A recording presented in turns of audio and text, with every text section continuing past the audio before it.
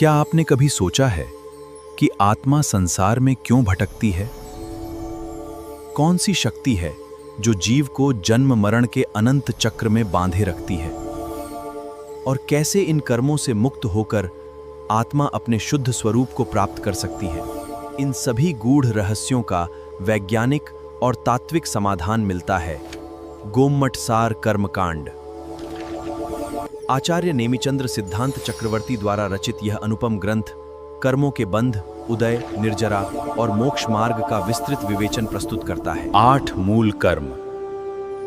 गुणस्थान, कर्मों की प्रकृति, स्थिति, अनुभाग और प्रदेश।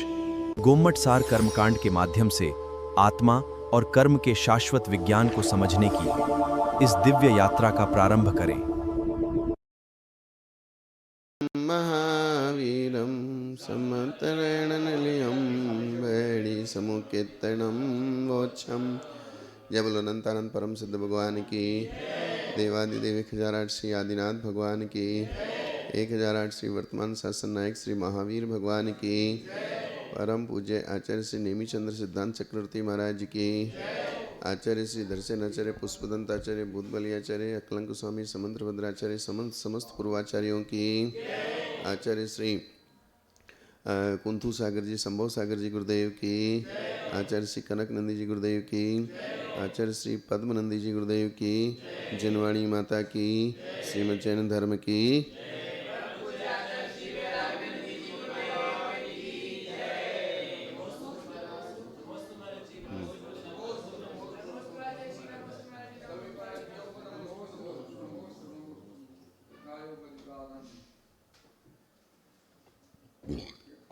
गोमटसार कर्मकांड, पेज नंबर 11, गाथा नंबर 21। गाथा नंबर 21 हो गई।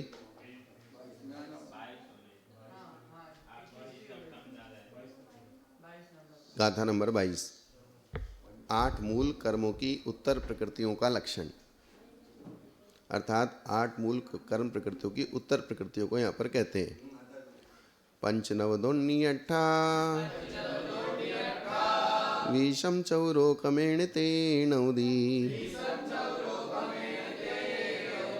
ते उत्तरम स्वयं वा दुगुपणगम उत्तरा होन्ति। ज्ञानावरणादि 8 कर्मों के क्रम से 5, 9, 2, 28, 4, 93 अथवा 103, 2 और 5 ये उत्तर भेद है। ताड़पत्रीय मूल गोमटसार कर्मकांड से उद्धृत कुछ यहाँ पर टिप्पणी दिया गया है। नानावर्णीयम दंसनावर्णीयम वेदनीयम मोहिनीयम अवगम नामम गोदम अंतरायम चई तथ नानावर्णीयम पंचव्यम अभिणी बोइये सुद ओहि मणपज्जव नानावर्णीयम केवल नानावर्णीयम चई दंसनावर्णीयम नव्यम थीण गिद्धि निद्दा निद्दा पहला पहला निद्दाय पहलाय चक्कु चक्कु ओहि दंसनावर्णीयम केवल दर्शनावर्णीयम चई। अर्थात ज्ञानावरण के 5 वेद, अभिनिबोधक, श्रुत, अवधि और मनेपर्य केवल ज्ञानावरण, और दर्शनावरण के 9 वेद, स्त्यान गृद्धि निद्रा निद्रा प्रचला प्रचला निद्रा प्रचला चक्षु चक्षु अवय दर्शन केवल दर्शन। अब जो मति ज्ञानावरण के 5 भेद हैं उनकी परिभाषा तो यही है कि मति ज्ञान को ढकने वाला मति ज्ञान, शुद्ध ज्ञान को ढकने वाला शुद्ध ज्ञान, अवधि ज्ञान को ढकने वाला अवधि ज्ञान। अब दर्शनावरण में जो 5 निद्राएं हैं उनकी परिभाषा विशेष है, इसलिए गाथाओं में उनकी परिभाषाओं को यहाँ पर कह रहे हैं। तेणुदयेनुत्थावे वेदेशो वदिकम्मं करेदि जपदिये निद्दानिद्दुदयेणिये नैदिठ्ठिं मुगादिदुं सक्को। स्त्यान गृद्धि निद्रा के उदय से उठाया जाने पर भी सोता रहता है। उस नींद में ही अनेक कार्य करता है, कुछ बोलता भी है परंतु सावधानी नहीं रहती।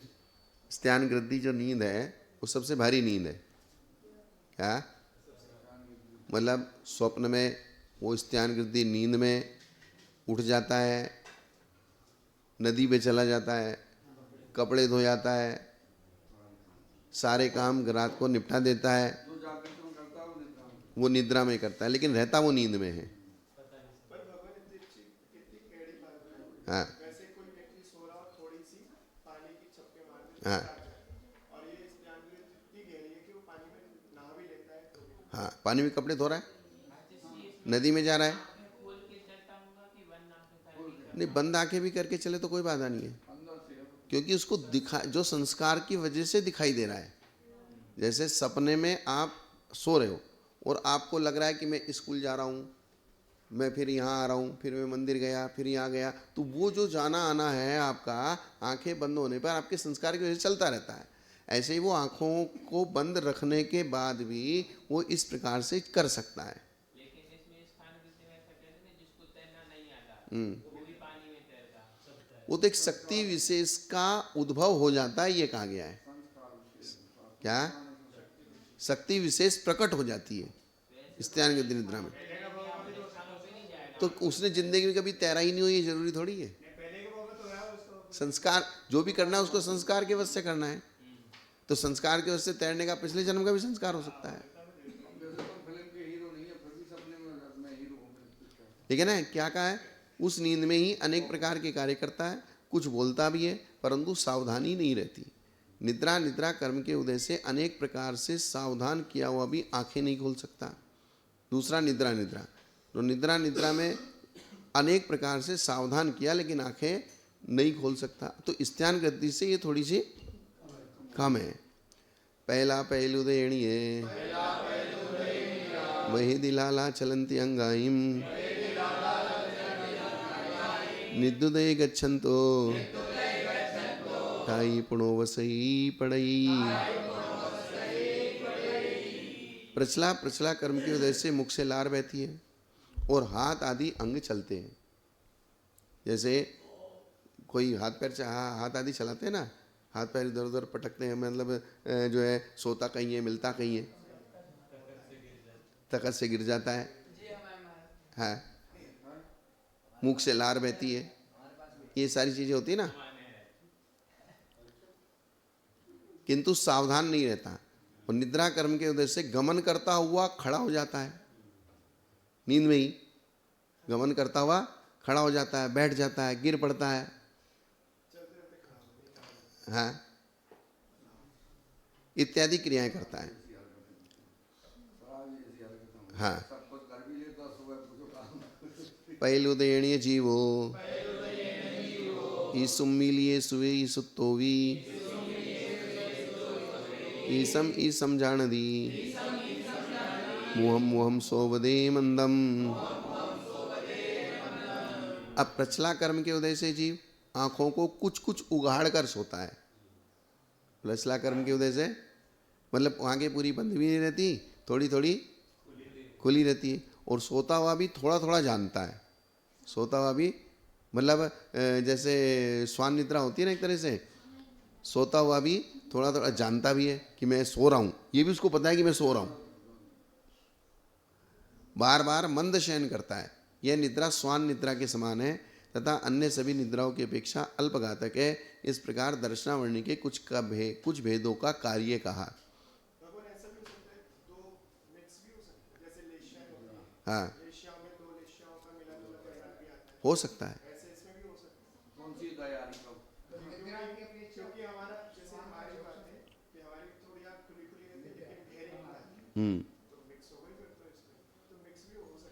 हो सकती, लेकिन अभी तक उसके भंग पढ़ने में नहीं आए। जैसे हमने छयों सहनन संस्थान, किसके छयों संस्थान के भंग आते हैं।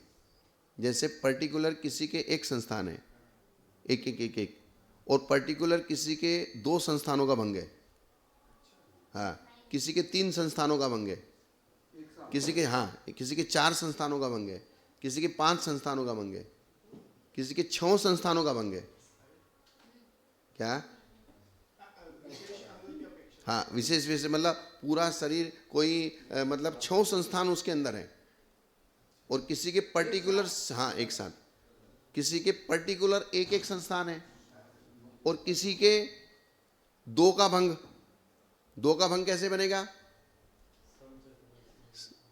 असंप्राप्ति का और उसके दूसरे नंबर का असंप्राप्ति का, नहीं असंप्राप्ति का तो शनन होता है, हुंडक, हुंडक संस्थान, और उसका दूसरा संस्थान कौन सा है? कुब्जक। हुंडक और कुब्जक, हुंडक और वामन, हुंडक और स्वाति। हाँ, तो ऐसे ये दो संस्थानों का मेल, उसके भी भंग बनेंगे। फिर तीन संस्थानों का मेल, हाँ,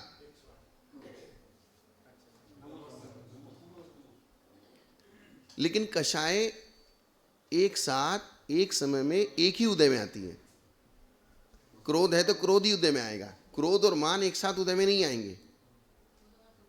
क्या? हाँ, वो समरम समारंभ वाले भंग वो अलग चीज है, लेकिन जो कषाय का उदय होता है, कषाय का उदय एक बार में एक ही कषाय का उदय, लेकिन यहाँ एक बार में वो संयोगी भंग का उदय है। किसका? हाँ, लेकिन ये संयोगी भंग का उदय है। किसका उदय है? हाँ, एक क्रोध, जैसे मिथ्यात गुणस्थान में चार क्रोध का एक साथ उदय है, अनंतानुबंधी, अप्रत्याख्यान, प्रत्याख्यान और संजलन, तो लेकिन है क्रोध का ही, ऐसे चार। फिर एक अनंतानुबंधी के लिए तो तीन क्रोध, दो क्रोध, फिर एक क्रोध, ऐसा सिस्टम चलता है। ऐसे ही संस्थानों के संयोगी भंग चलते हैं। संस्थानों क्या चलते हैं? संयोगी भंग। और ऐसे ही जो पांच शरीर हैं उनके संयोगी भंग चलते हैं, वो आगे बताएंगे। तो यहां निद्राओं के संयोगी भंग होते हैं या नहीं होते हैं, ये अभी तक सामने नहीं आया है। आई ना बात समझे? ये बात अवेनियम दुव्यम सातावेदनियम असातावेदनियम चाहिए। सातावेदनी और असातावेदनी, मोहिनियम दुव्यम दंसन मोहिनियम और चरित्र मोहिनियम चाहिए।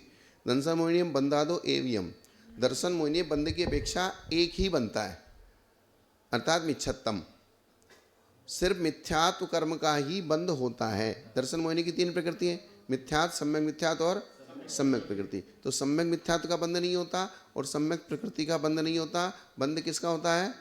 मिथ्या। तो बंध की अपेक्षा एयत्तम। और उदयम संतम पड़ुच्च तिविहम, उदय और सत्ता की अपेक्षा, संतम यानी के सत्ता, उदय और सत्ता तीन की होती है। मिथ्यात, सम्यक मिथ्यात और सम्यक प्रकृति तीनों का उदय होता है और तीनों की सत्ता होती है, लेकिन बंध एक का होता है। तो फिर वे सत्ता में आई कहां से? तो वो मिथ्यात के तीन टुकड़े होते हैं, मिच्छत्तम, सम्मा मिच्छत्तम, सम्मत्तम चाहिए। ये बात हो गई। अब आगे, जंतेण कोद्दवम वा पड़मु समय सम्भाव जन्मे मिच्छम दव्वम तुतिदा असंक गुणहीन दव्व कमा। अब जब बंध मिथ्यात्व का होता है और सत्ता अर्थात स्टोक और उदय, जब सत्ता हो गई तो उदय भी आएगा, जिसकी सत्ता नहीं होगी उसका उदय भी नहीं आएगा। और सत्ता बिना बंध के होती नहीं है। आश्रव बंद होगा तब सत्ता होगी, और सत्ता होगी तो उसका उदय आएगा, उसका आएगा उदय आएगा। और उदय आने के बाद उसका फल मिलना ना मिलना ये एक सेकंड चैप्टर है।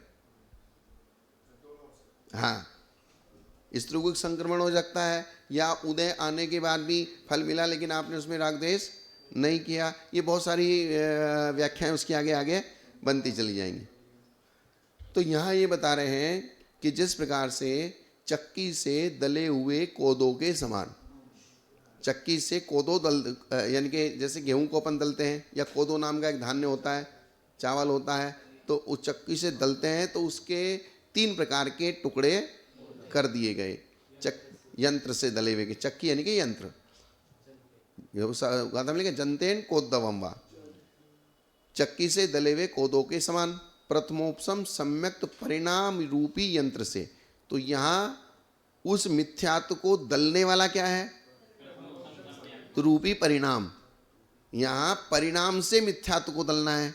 जैसे चक्की से गेहूं को दलना है, उसका दलिया बनाना है, या चावल को दलना है, उसका दलिया बनाना है, ऐसे परिणामों से मिथ्यात्व को दलना है। नहीं, हो गया है। तो प्रथमोपसम सम्यक्त के पहले समय में ही इनके 3 टुकड़े हो जाते हैं, उससे पहले नहीं। उससे पहले तो करण लब्धि होती है। प्रथमोपसम सम्यक्त से पहले क्या होती है? अधयकरण, अपूर्वकरण और अनिवृत्तिकरण। ये 5वीं करण लब्धि होती है और ये मिथ्या दृष्टि की होती है। ये करण लब्धि किसकी होती है? अनिवृत्तिकरण के अंतिम समय में, अंतिम समय पूरा होगा और प्रथमोपसम सम्यक्त का पहला समय आएगा, तो प्रथमोपसम सम्यक्त के पहले समय से ही ये 3 टुकड़े हो जाते हैं। फिर उनका हिस्सा वो पुष्ट होते रहते हैं। जैसे बच्चा पैदा हो गया, पैदा होने के बाद फिर उसको तेल की मालिश करो, घी की मालिश करो, उसको पुष्ट करते रहो। फिर वो पूरे प्रथमोपसम सम्यक्त के काल में मिथ्यात्व में से द्रव्य निकल निकल के सम्यक मिथ्यात्व में और सम्यक्त में जाता रहेगा। टुकड़े तो जाता कब रहेगा? जब पहले समय में ही उनका उसने वो बना दिया, बॉक्स बना दिए। तो बॉक्स बन गए तो उसमें द्रव्य चला गया पहले समय में ही। अब वो उसका कुछ टाइम है प्रथमोपसम सम्यक्त का, वो लगातार उसमें द्रव्य मिथ्यात्व में से निकल निकल के दोनों प्रकृतियों में जाता रहेगा। उनको पुष्ट करना है, उनको मजबूत तो बनाना पड़ेगा ना, ये बात है।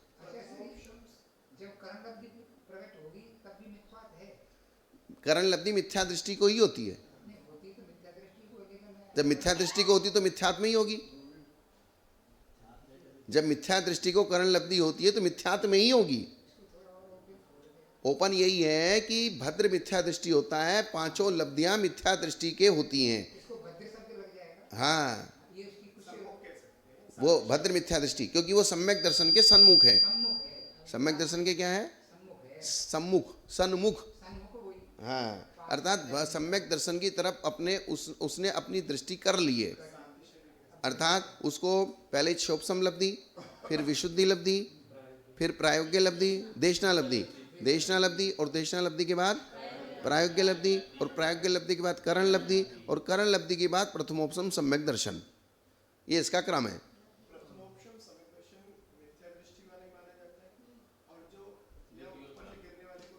नहीं, प्रथमोपसम सम्यक दर्शन मिथ्या दृष्टि को प्राप्त होता है।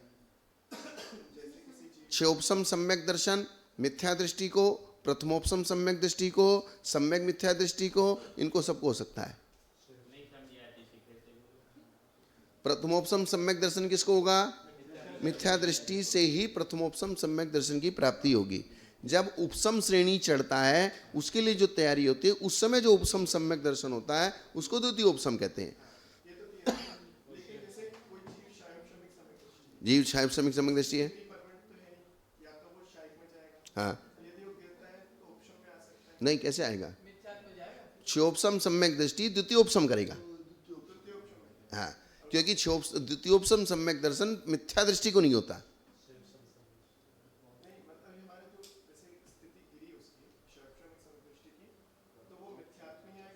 क्षोभसम सम्यक दृष्टि जैसे चौथे गुणस्थान से 7वें गुणस्थान तक क्षोभसम सम्यक दर्शन होता है।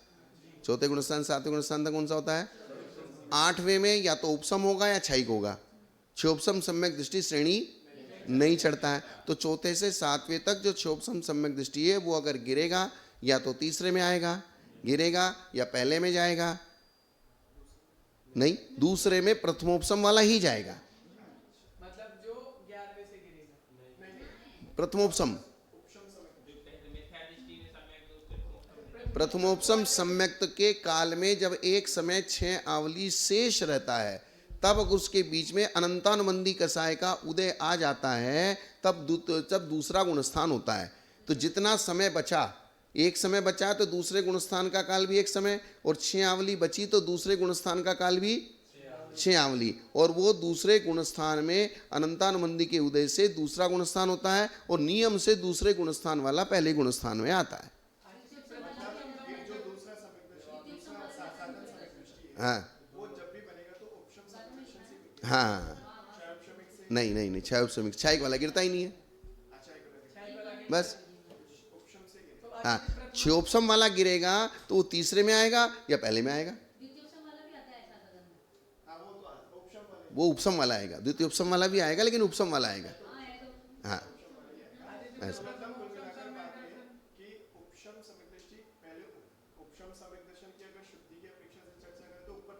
हाँ हाँ, क्योंकि उसने उपसम किया है ना, उपसम किया है तो इसलिए उसको नीचे आना ही पड़ेगा। 11वें गुणस्थान दबाता दबाता तुम कितने भी आगे बढ़ जाओ वो फिर उखड़ जाएंगे, इसलिए जो करना है काम को समेटते हुए चलो। है क्षयोपसम वाला तीसरे पहले में इसलिए आता है क्योंकि दूसरे में वो जा नहीं सकता। दूसरे में जाना वो विराधना का काम है। किसका काम है? और वो प्रथमोपसम की जो विराधना की है, प्रथमोपसम में जो अनंतानुबंधी का उदय आता है। अब तीसरे गुणस्थान में अनंतानुबंधी का उदय नहीं है, दूसरे में ही अनंतानुबंधी का उदय है।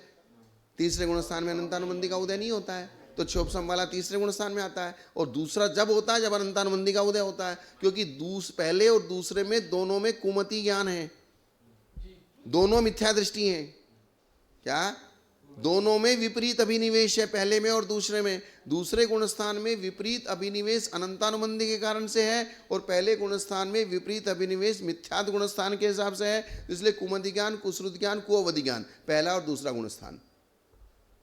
तीसरे गुणस्थान में मिश्र ज्ञान। तीसरे गुणस्थान में ना सम्यक तो कहेंगे ना मिथ्यात कहेंगे, दोनों का मिश्र। तो तीनों जो ज्ञान है, तीनों ज्ञान यानी कि कुमति ज्ञान, वो भी उसको ना कुमति कहेंगे ना पूरा मति कहेंगे, वो मिश्र कहेंगे उसको। हाँ, इसलिए उसका नाम ही से प्लस आसादन। जो सम्यक की आसाधना से सहित है वो साधन। सम्यक्त की जिसने असाधना की कर दी है, विराधना कर दी है। तो तीसरे गुणस्थान में तो संपूर्ण रूप से सम्यक्त की विराधना नहीं है। हाँ,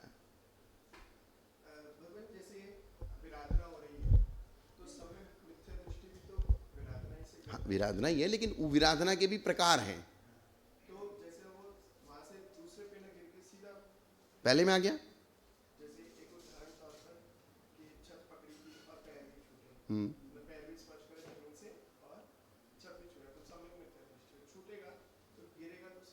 हाँ, तो गिरेगा ना। तो गिरने की भी विवक्षाएं अलग अलग कर दी ना, कि भाई एक प्रथमोपसम से गिरने वाले को हम क्या कहेंगे और क्षयोपसम से गिरने वाले को हम क्या कहेंगे। तो गिरने के भी तरीके अलग अलग हो गए ना, इसलिए वो मैटर को समझाने के लिए उन्होंने अलग अलग शब्द दिए। अब चौथे गुणस्थान से जो पहले गुणस्थान में आया उसने भी सम्यक्त की विराधना की है, लेकिन वो विराधना अलग प्रकार की है।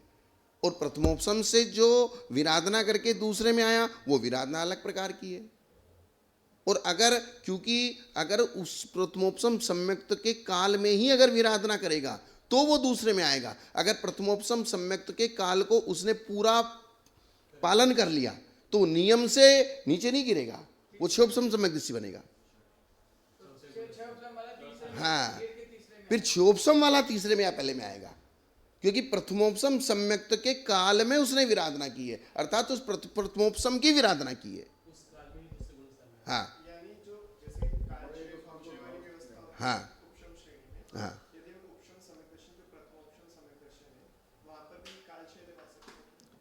हाँ, वो काल क्षय होने के बाद विराधना नहीं होगी, अर्थात उसने प्रथमोपसम को पूरा पाल लिया तो प्रथमोपसम की विराधना नहीं हुई। हाँ, फिर जो क्षयोपसम में जाएगा। विराधना कब हुई? कि उसका काल बाकी था प्रथमोपसम का, फिर भी उसने उसको बीच में ही छोड़ दिया। विराधना का मतलब क्या होता है? बीच में छोड़ देना। विराधना का मतलब क्या है? बीच में छोड़ देना। पूरा पालन कर लिया तो वो विराधना नहीं कहलाती। हाँ, बीच में छोड़ने का मतलब क्या? जैसे आपने कोई नियम लिया और पूरा नहीं करके बीच में छोड़ दिया। अब आपने नियम लिया था 48 मिनट का और 47 मिनट में सामायिक पूरी कर दी तो विराधना कहलाएगी वो। जैसे प्रथमोपसम सम्यक्त का काल था अंतर्मूर्त में एक समय बचा था। अंतर्मूर्त में कितना समय बचा था? जघन्य से एक समय, और एक समय पहले ही आपने प्रथमोपसम सम्यक्त में अनंतानुबंधी का उदय आ गया तो एक समय की विराधना हो गई, वो विराधना कहलाएगी। एक समय की भी। प्रथमोपसम सम्यक दृष्टि गिरेगा तो नियम से दूसरे हुई तो पूरी विराधना ना वो एक विराधना है जी, विराधना। चाहे आपने एक समय पहले की, चाहे आपने 1 मिनट पहले की, चाहे 10 मिनट पहले की, चाहे बिल्कुल एक समय तो सबसे लास्ट है ना, तो भी उसको विराधना ही कहा ना। अब आपने सामायिक का नियम लिया, भाई मैं 48 मिनट की सामायिक करूंगा, आपने 48 मिनट 47 मिनट 59 सेकंड में छोड़ दी। नहीं, वैल्यू बात यहाँ वैल्यू वैल्यू की नहीं है, लेकिन आपने 1 सेकंड विराधना की ना, नियम खंडित किया, बात उसकी है। बात किसकी है? विराधना की। यहाँ विराधना की मुख्यतः से हम कह रहे हैं, अब वो पूरी 48.5 मिनट आपने की, उसका फल आपको मिलेगा नहीं मिलेगा, ये अपन सेकंड चैप्टर है।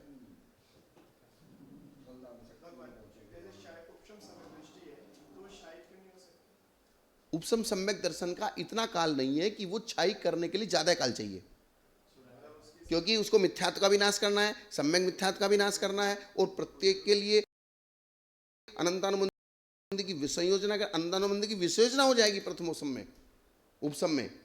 लेकिन वो 3 प्रकृतियों को नाश करने का जितना काल लगता है, उतना काल उपसम के पास नहीं है, इसलिए वो क्षायिक सम्यक दर्शन नहीं करता है। उसका रीजन दिया कि उसके पास उतना काल नहीं है। उपसम समय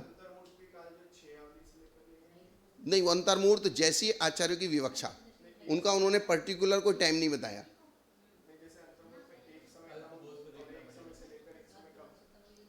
अंतर्मुहूर्त आवली के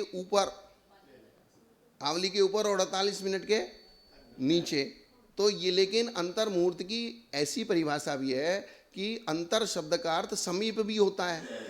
अंतर शब्द का अर्थ क्या होता है? समीप, अर्थात 48 मिनट के समीप का काल अंतर्मुहूर्त है। तो चाहे वो 48 मिनट से नीचे हो और चाहे वो 48 मिनट से ऊपर हो, तो ऊपर वाला भी समीप ही है। अगर 49 मिनट है तो भी 48 मिनट के समीप है, वो भी अंतर्मुहूर्त है। और 48 मिनट के नीचे है, वो भी अंतर्मुहूर्त है, क्योंकि वो भी अंतर 48 मिनट के समीप है।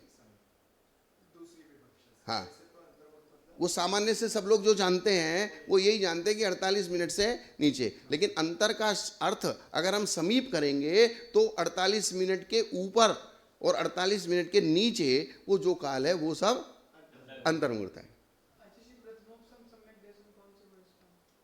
ये पता है ना, चौथे में, चौथे से 7वें तक, अर्थात मिथ्या दृष्टि अगर प्रथमोपसम सम्यक तो करता है और उसके साथ साथ अणुव्रतों को धारण करता है, तो सीधा पहले से 5वें में जाएगा। और अगर वो मुनि बनने की तैयारी कर रहा है तो मिथ्या दृष्टि से प्रथमोपसम के साथ पहले से 7वें में जाएगा। और अगर वो सिर्फ सम्यक दर्शन धारण कर रहा है तो पहले से 4थे में जाएगा। अगर वो प्रथमोपसम सम्यक दृष्टि अगर अपने सम्यक दर्शन से च्युत होता है तो सीधे दूसरे में आएगा। हाँ, दूसरे में जाएगा, पहले और तीसरे में नहीं जाएगा।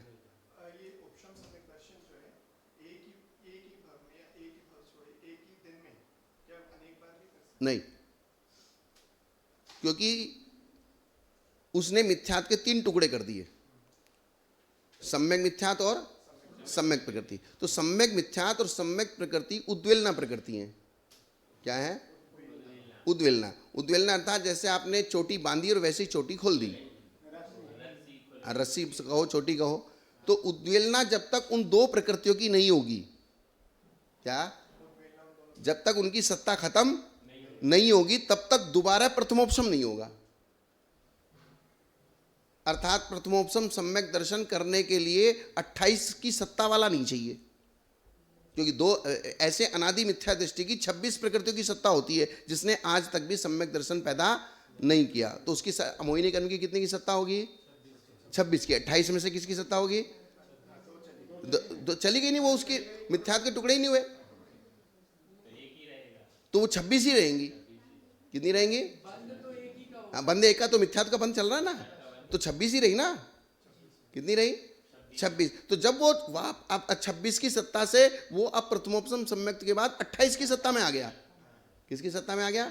28। अब वो 28 की सत्ता जब तक 26 में नहीं आएगी तब तक वो प्रथमोपसम के योग्य नहीं बनेगा।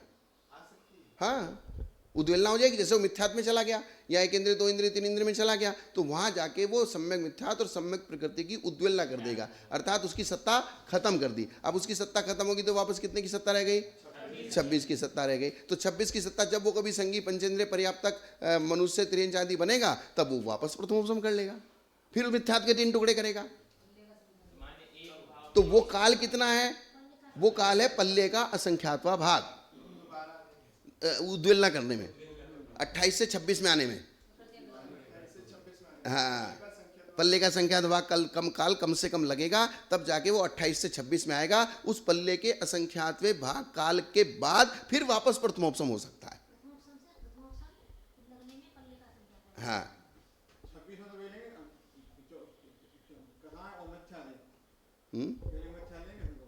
हाँ 26 में से मिथ्यात्व। केवल मिथ्या 25 प्रकृति तो चारित्र मोहिनी की है और 3 प्रकृति दर्शन मोहिनी की, तो 25 और 3 28 प्रकृति। तो जब उसकी 26 प्रकृति रह गई, तब वापस प्रथमोपसम सम्यक दर्शन उत्पन्न करने की योग्यता प्राप्त कर ली। तो इसलिए आज आपने प्रथमोपसम, तो कल प्रथमोपसम नहीं कर सकते, वो पल्ले के संख्या विभाग बार के बाद होगा। हाँ, नहीं एक ही मिनिमम, कम से कम इतना काल लगेगा उद्वेलना करने में।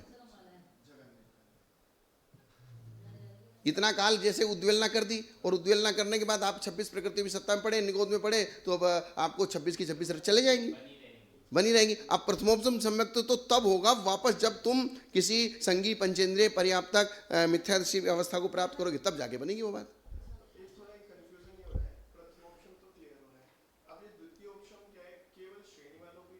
उपसम श्रेणी वालों को जैसे वापस गिरते हैं तो उपशम जब मतलब चौथे गुण स्थान में या पांचवें छठे में जब भी उपशम होगा तो प्रथमोपशम ही कहलाएगा, ऐसा कह सकते हैं। द्वितीय उपसम, अगर श्रेणी के लिए उपसम कर रहा है, शोपसम सम्यक दृष्टि जब उपसम कर रहा है तो द्वितीय उपसम, और मिथ्या दृष्टि जब उपसम कर रहा है तो प्रथम उपसम।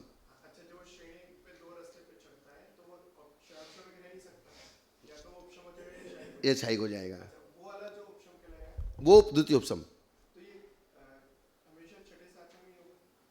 नहीं 11वें गुण स्थान इसमें भी अलग अलग मत हैं, छठे सातवें में भी होता है, चौथे पांचवें में भी कर सकता है, और फिर उसके बाद छठे सातवें में जाके फिर वो उपसम श्रेणी चढ़ सकता है, ऐसा। मतलब नमस्कार, तो वो जो दो एक छपक श्रेणी या उपशम श्रेणी, हाँ। तो जब जीव उपशम श्रेणी में जाता है तो नियम से वो डाउन होगा, 11वें गुण स्थान से नीचे आ जाएगा, तो वो कौन से गुण स्थान में होगा? 11वें से 10वें में आएगा, वो जिस क्रम से गया उसी क्रम से आएगा। और अगर मरण हो गया, 11वें गुण स्थान में मरण हुआ, तो 11वें गुण स्थान में मरने वाला नियम से देव में जाएगा, तो देव में जाएगा तो देव के कितने गुण स्थान होते हैं? 4, तो वो नियम से 11वें से सीधा चौथे में आएगा।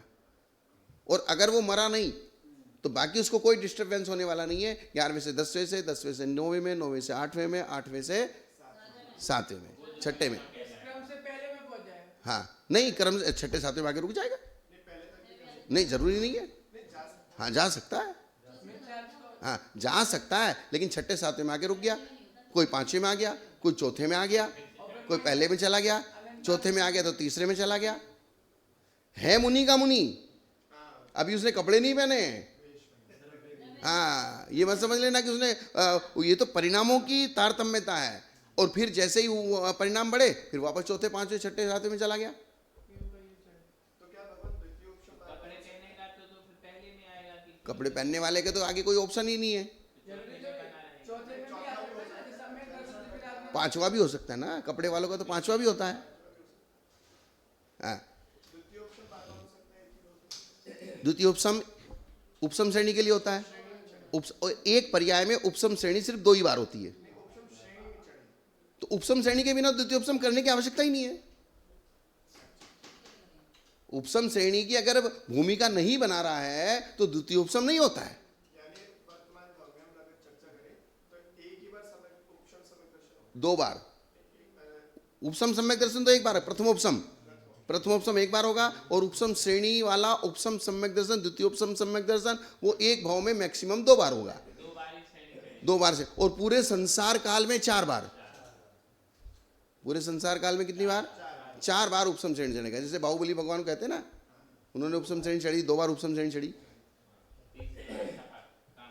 पल्ले का संख्या का भाग इसका काल है, हाँ जगन्य काल, हाँ, तो अगर तो वहाँ पर 1 पल्ले 2 पल्ले 3 पल्ले की आयु है। ऐसे स्वर्गों में तो सागरों की आयु है। अब मनुष्य में तो वहाँ पर हाँ, हो सकता है, हो सकता है। हाँ, अगर अब उसका मैक्सिमम आयु है जो मिथ्यात्व गुण स्थान में है और मिथ्यात्व गुण स्थान में आके उसके दोनों प्रकृतियों की उद्वेलना हो गई है, तो पल्ले के संख्यात विभाग के बाद, क्योंकि उसको 3 पल्ले की आयु है, तो फिर वो दोबारा उसी भाव में कर सकता है। द्वितीयोपसम सम्यक दर्शन 6 उपसमिक सम्यक दर्शन वाले को ही होगा। हाँ, ये बात और प्रथमोपसम समय का नियम से मिथ्या दृष्टि। मिथ्या दृष्टि को होगा। और मिथ्या दृष्टि में भी 26 प्रकृति की सत्ता वाले को होगा। किसको होगा? हाँ, 28 वाले की सत्ता। इसलिए प्रथमोपसम सम्यक अनादि मिथ्या दृष्टि को भी होगा और सादी मिथ्या दृष्टि को भी होगा। प्रथमोपसम सम्यक अनादि मिथ्या दृष्टि अर्थात जिसने आज तक भी सम्यक दर्शन प्राप्त नहीं हुए किया, वो अनादि मिथ्या दृष्टि। और जिसने सम्यक्त को प्राप्त करके 28 प्रकृतियों की सत्ता बना के वापस 26 प्रकृतियों की सत्ता कर दी, वो सादी मिथ्या दृष्टि। मतलब तीनों को। हाँ, दोनों को। सामान्य रूप से ये कहा जाता है कि अनादि मिथ्या दृष्टि को प्रथमोपसम सम्यक्त होता है। सामान्य रूप से क्या कहा जाता है? हाँ, लेकिन विशेष क्या है? अनादि मिथ्या दृष्टि को भी होगा और सादी मिथ्या दृष्टि को भी होगा, लेकिन होगा 26 प्रकृतियों की सत्ता वालों को।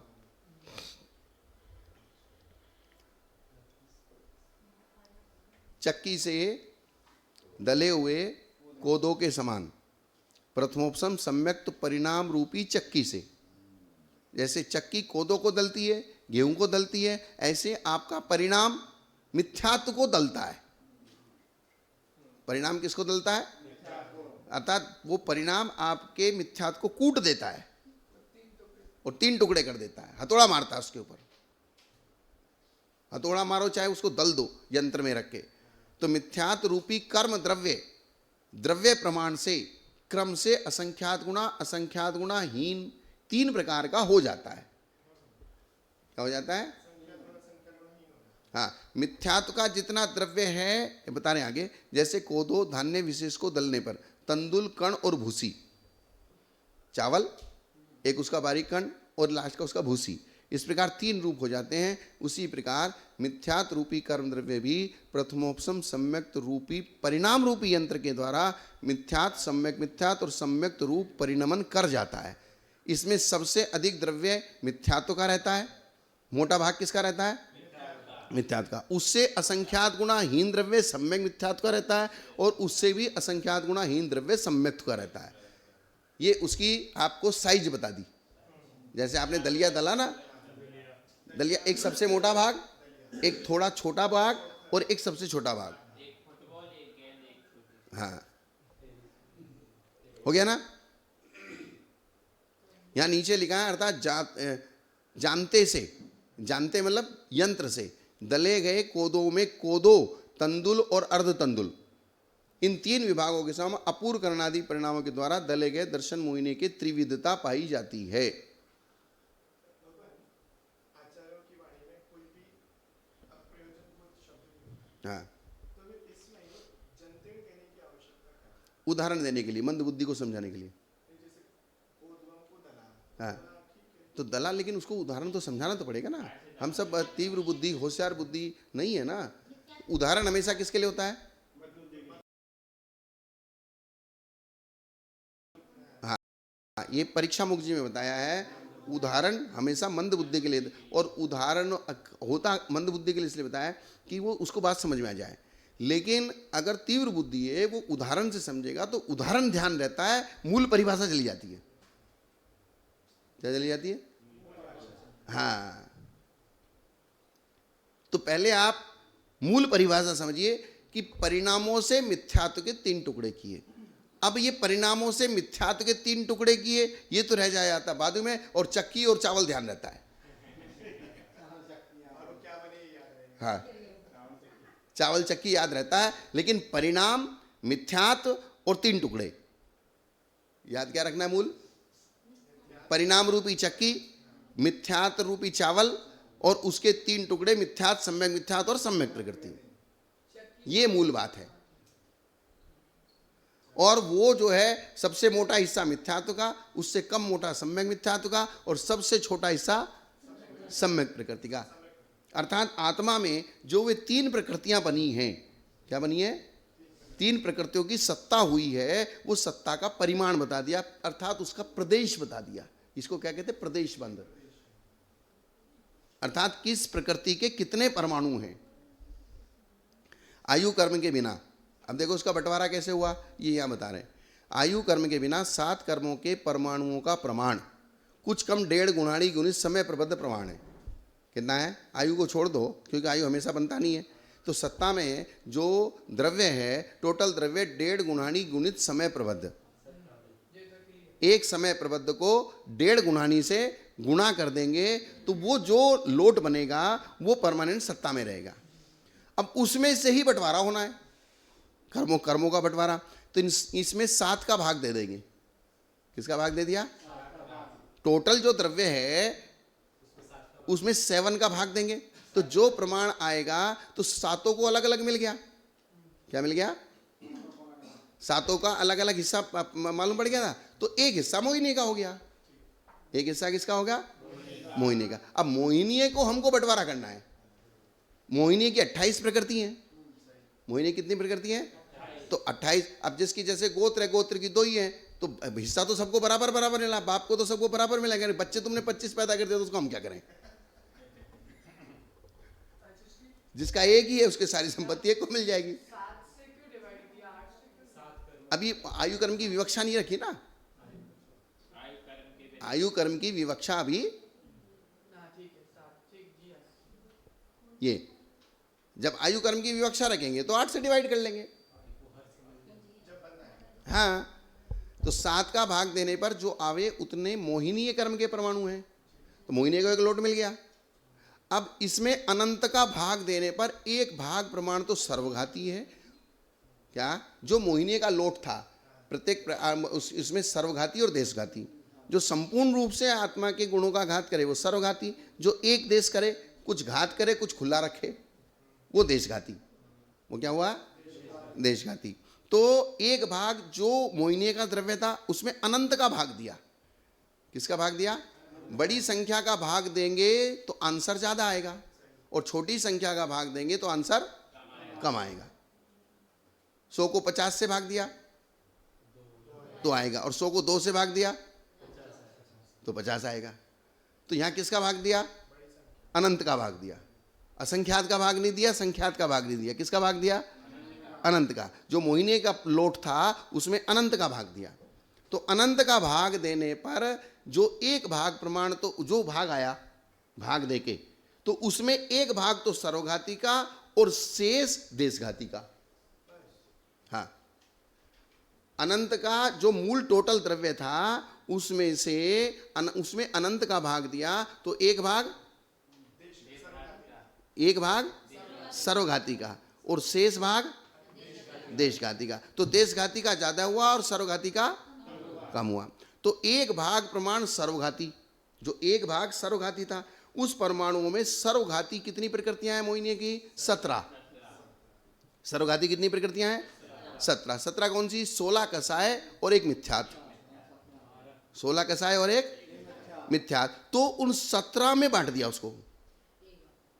हाँ, जो एक भाग जो सर्वघाती स्वरूप था, बहुभाग।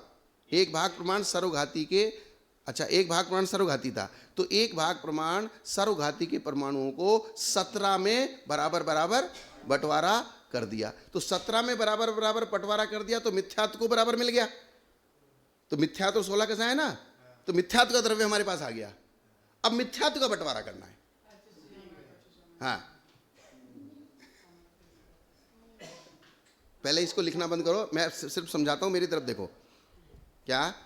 7 कर्मों का द्रव्य टोटल 1.5 गुणानी गुणित था। क्या हुआ? ये रहा।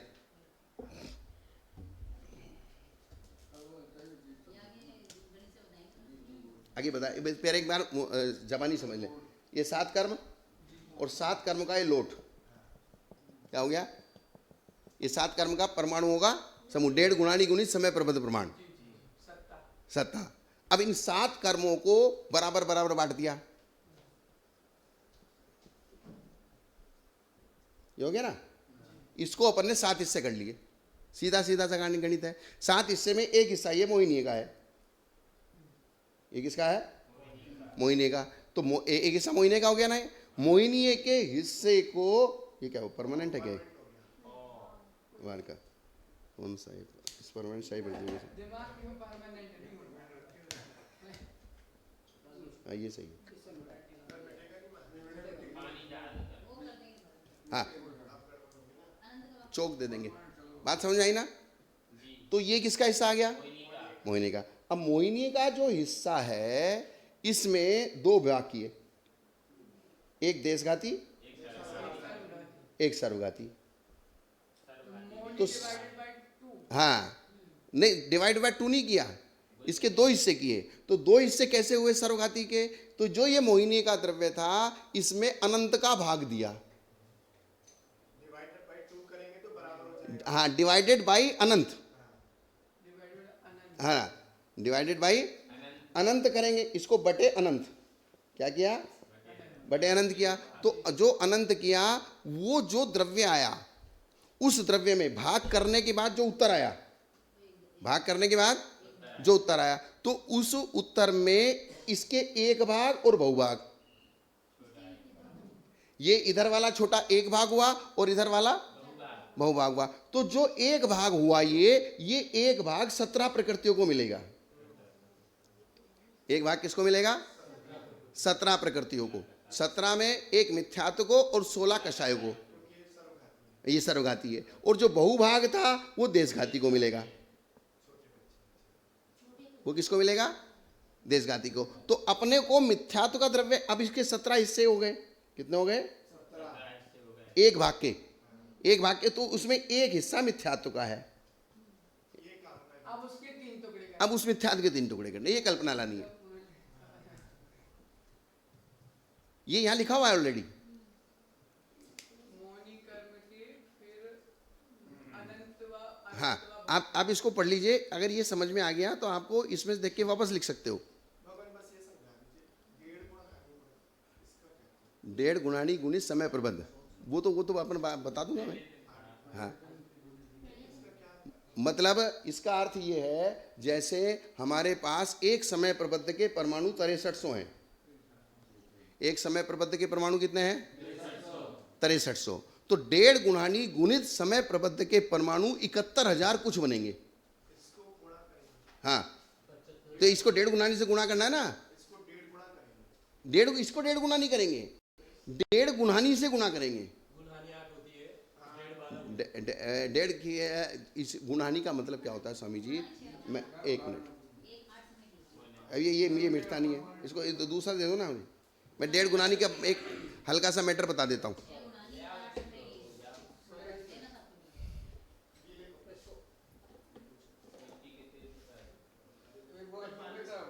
क्या होता है, अनंतानंत परमाणुओं का समूह एक वर्ग होता है।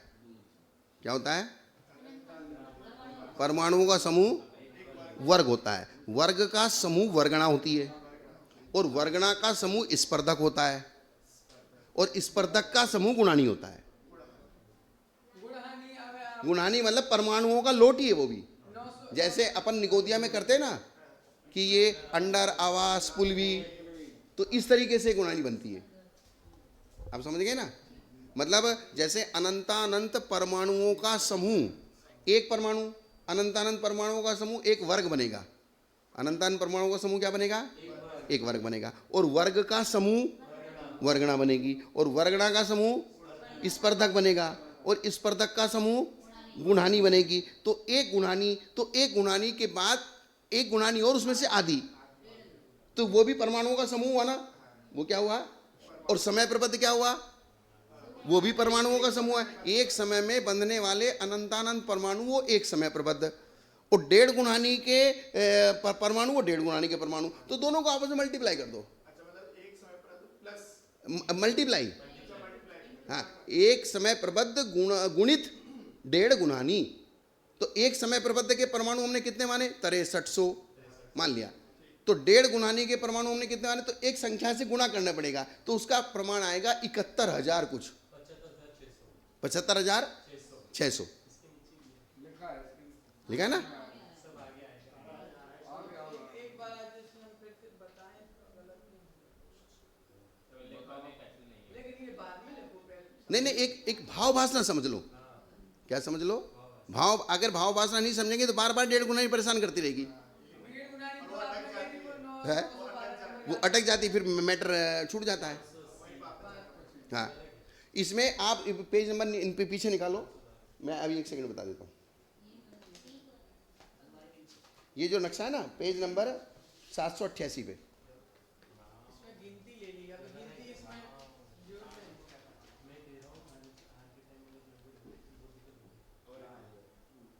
अब इतनी बड़ी चीज को हम ऐसे समझ रहे हैं। अब इसमें नीचे वाले हिस्से में देखो, इस त्रिकोण में स्थित सर्व अंकों का जोड़ 71,304 है। इतना द्रव्य सदा सत्ता में रहता है। क्या रहता है? लास्ट में लिखा ना, यहाँ उधर लाइन लिखी जो, हाँ, वो लाइन देखो। हाँ, ये लाइन पढ़ो। 71,304 है। इतना द्रव्य सदा सत्ता में रहता है। अर्थात ये 71,304 जो है समय प्रबद्ध इंटू 1.5 गुनानी। इसके ऊपर वाले चार्ट पे देखो, यहाँ जो लिखा है कर्म स्थिति 48 में इस प्रकार 6300 परमाणु उदय में आते हैं। 6300 परमाणु उदय में आते हैं। 6300 परमाणु ही सत्ता में रहते हैं। और 6300 इंटू 1.5 गुनानी बराबर 71,304।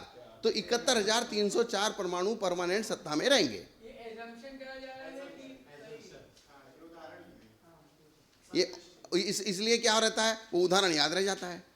तो यहाँ परमाणु कितने? 6300 भी अनंत परमाणु है और 71,000 भी अनंत परमाणु है। अनंत में अनंत का गुणा देंगे तो भी क्या आएगा?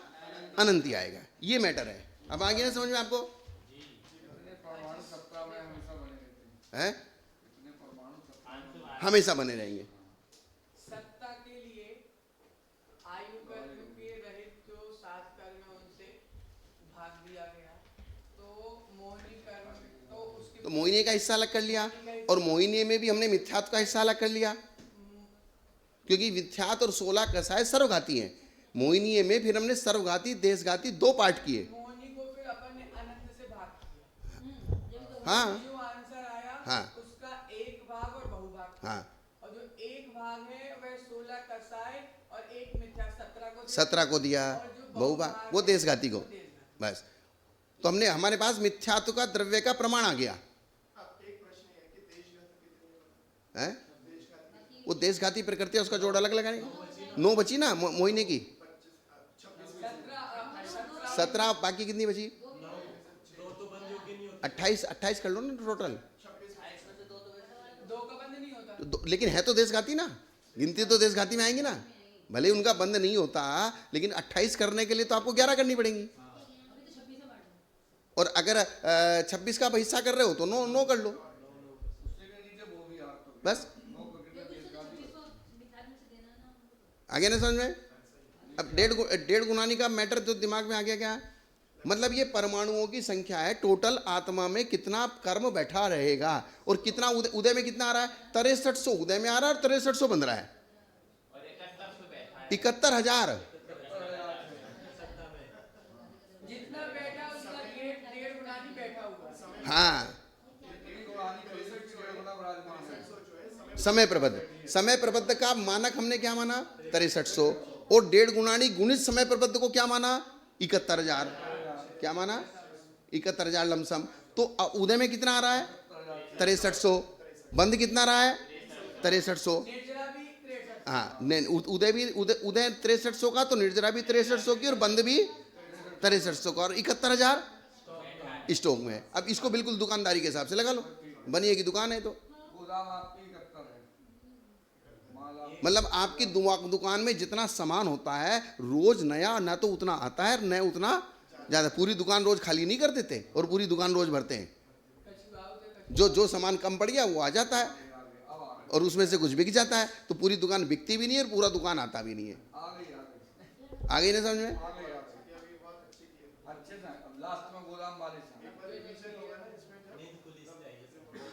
हाँ तो ये इस प्रकार का भाव भासना इसकी इस प्रकार की है। रही मैथमेटिक्स की बात, मैथमेटिक्स आप कर लो, मैथमेटिक्स मुझे आता नहीं है, हैं? हाँ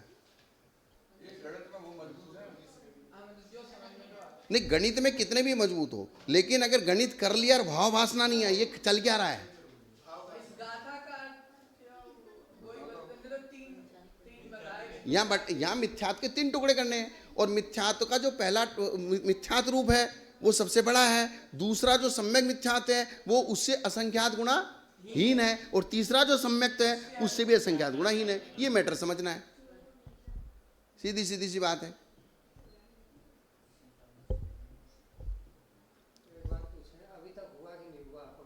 क्या?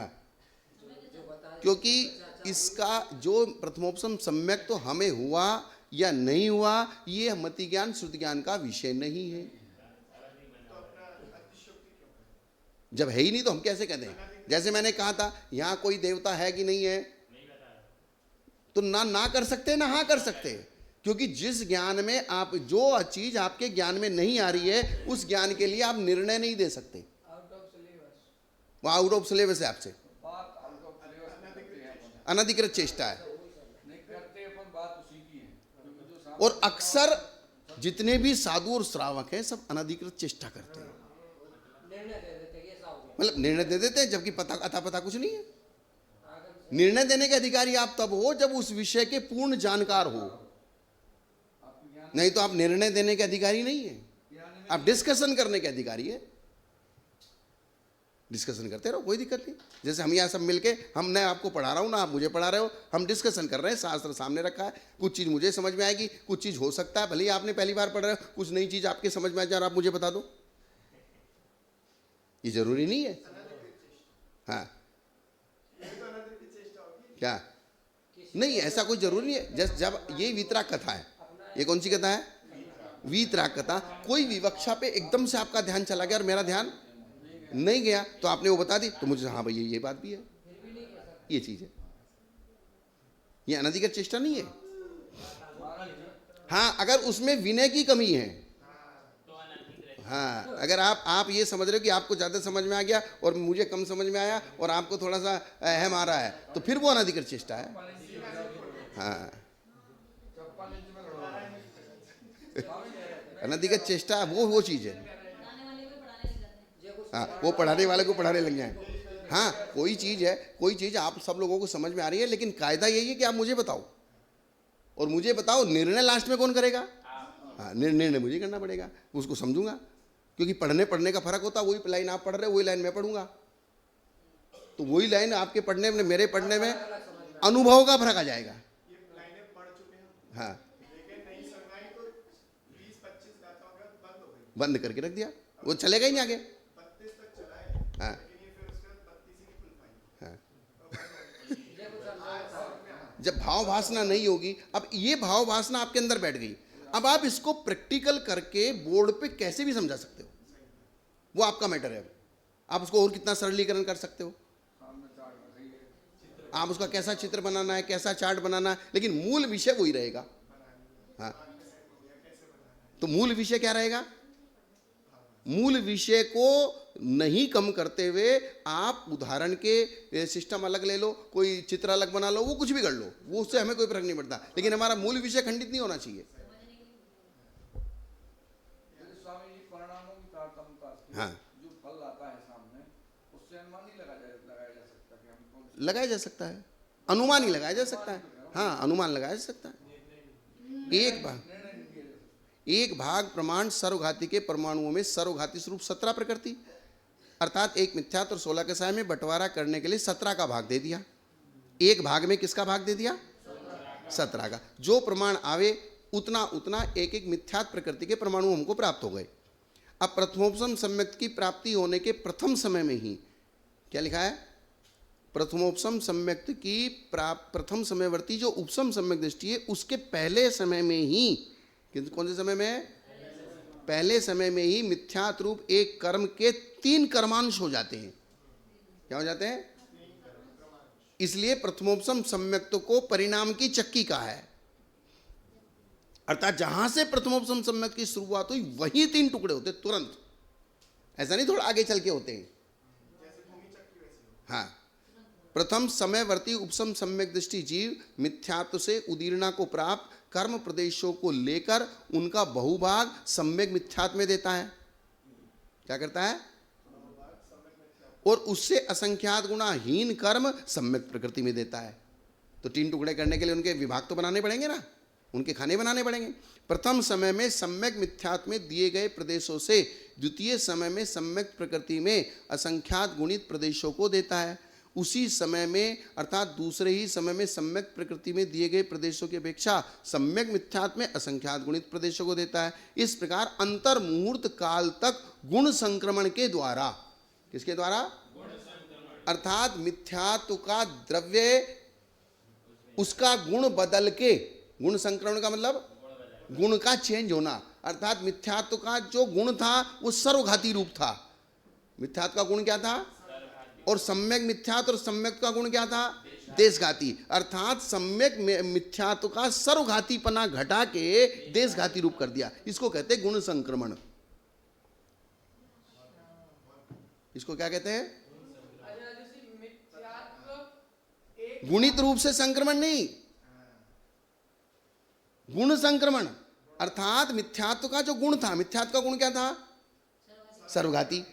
अर्थात मिथ्यात्व का जब उदय आएगा तो आपको किंचित भी सम्यक दर्शन की प्राप्ति नहीं होगी। लेकिन सम्यक प्रकृति का जब उदय आएगा तो आपको चल मली नगाड़ दोष लगेंगे, लेकिन सम्यक नाश नहीं होगा। इसलिए वो सम्यक प्रकृति क्या हो गई? देशघाती हो गई। तो सर्वघाती का गुण बदल के क्या हो गया? देशघाती रूप हो गया। इसको कहते हैं गुण संक्रमण। तो इसलिए किसके द्वारा? गुण संक्रमण के द्वारा सम्यक्त और सम्यक्त मिथ्यात्व कर्म को पूरित करता है, अर्थात उनको मजबूत बनाता है। प्रत्येक समय में असंख्यात गुणा मिथ्यात्व में से द्रव्य निकलेगा गुण संक्रमण के द्वारा और सम्यक मिथ्यात्व में जाता जाएगा। क्या होगा? सम्यक और सम्यक मिथ्यात्व में घुसता जाएगा। तो वे प्रकृतियां मजबूत बन जाएंगी, उदय में आने लायक बन जाएंगी। क्या बन जाएंगी? उदय में आने लायक बन जाएंगी। जब वे उदय में आएंगी तब जो है वो देशघाती है। अर्थात सम्यक्त प्रकृति भी मिथ्यात्व का ही हिस्सा है। सम्यक्त प्रकृति हिस्सा किसका है? हाँ, तो सम्यक्त प्रकृति से सम्यक्त तो नहीं होता है, सम्यक्त प्रकृति से सम्यक्त नहीं होता। सम्यक्त प्रकृति के होते हुए भी जो श्रद्धान गुण है वो पूरा ढकता नहीं है और वो सम्यक्त प्रकृति चलमलिन अगाड़ दोष पैदा करती है। सम्यक्त प्रकृति क्या करती है? और चल मलिन अगाड़ दोष तो आपको मालूम ही है, उसको मुझे क्या समझाना है? मेरा मंदिर, मेरी वेदी, मेरे भगवान। तो श्रद्धा और दूसरे एक तो अगाड़ और एक चल। श्रद्धा चलायमान रहती है। श्रद्धा क्या रहती है? चलायमान। इसके प्रति फिर इसके प्रति फिर इसके प्रति फिर इसके प्रति, यानी कि जो सम्यक्त के साधन हैं उन सम्यक्त के साधनों पर ही चलायमान रहती है, मिथ्यात्व के साधनों पर नहीं चली जाती। क्या? सम्यक्त के साधन देव शास्त्र गुरु हैं, तो देव भी अनेक है, शास्त्र भी अनेक है और गुरु भी अनेक है। क्या? अनेक हैं, बदलते रहते नहीं, अनेक हैं। देव शास्त्र गुरु क्या है? परिभाषा से एक हैं, लेकिन व्यक्तियों की अपेक्षा अनेक हैं। तो अनेक में वो अनेक गुरुओं के प्रति श्रद्धा उसकी जाती रहती है, अनेक शास्त्रों के प्रति, अनेक भगवान के प्रति।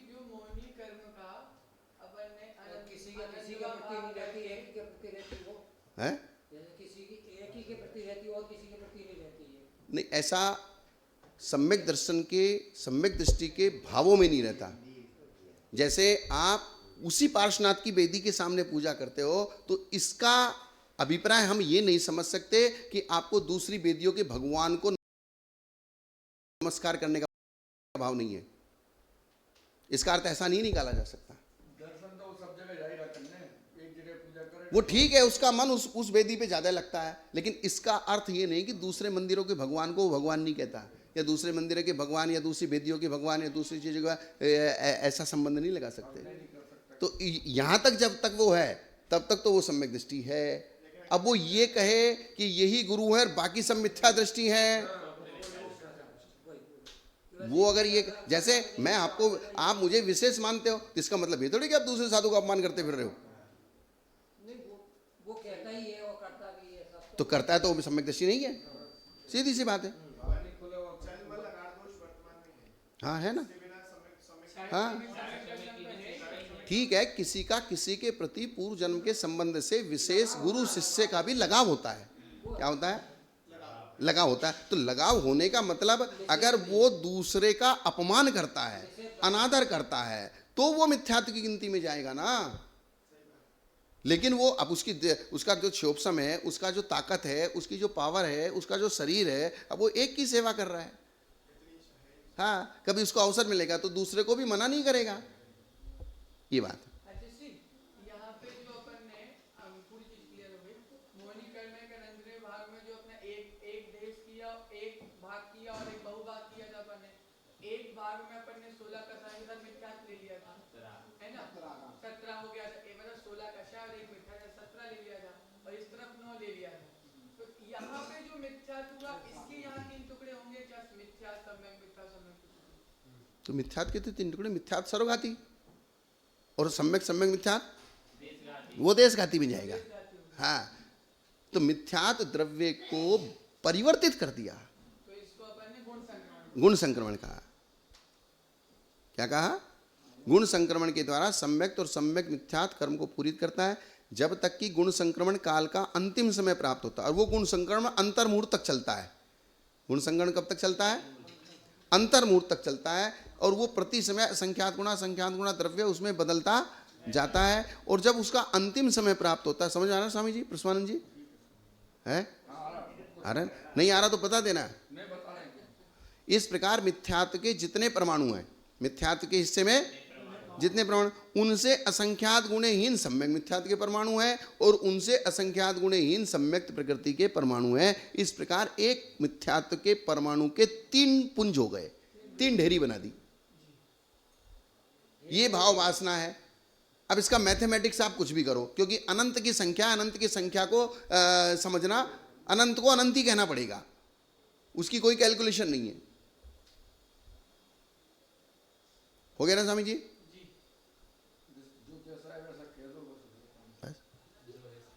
अब शंका, अब यहां ये बता रहे हैं, ये एक प्रश्न है, ये अच्छा प्रश्न है। जो द्रव्य मिथ्यात्व रूप ही था, उसका मिथ्यात्व करना कैसा? आप ये कहते 2 टुकड़े हो गए, एक्स्ट्रा तो 2 ही हुए ना। एक्स्ट्रा क्या हुए? ये विवक्षा के तरफ अपना ध्यान किया था। अब ये कह रहे मिथ्यात्व के 3 टुकड़े कर दिए, मिथ्यात्व के 3 टुकड़े कर दिए। अब मिथ्यात्व मिथ्यात्व रूप रह गया, तो टुकड़े नहीं तो 2 ही हुए ना भाई। 26 थे, 26 के 28 हुए ना, 26 के 29 तो नहीं हो गए ना। तो ऐसी विवक्षाएं कभी कभी ध्यान में नहीं आती, इसलिए आचार्य उन विवक्षाओं का भी प्रश्न बना के उसका समाधान करते हैं। ये प्रश्न अपने दिमाग में, सबके दिमाग में आना चाहिए था कि नहीं आना चाहिए था? तो नहीं आया ना, तो आचार्यों ने लिया है। नहीं, कभी आ भी जाता है, ये कभी प्रश्न आ भी जाता है, भाई मिथ्यात्व के टुकड़े तो 2 ही हुए ना। एक तो स्वयं है, एक तो स्वयं ही वो मिथ्यात्व रूपी, उसका टुकड़ा करना कैसा हुआ?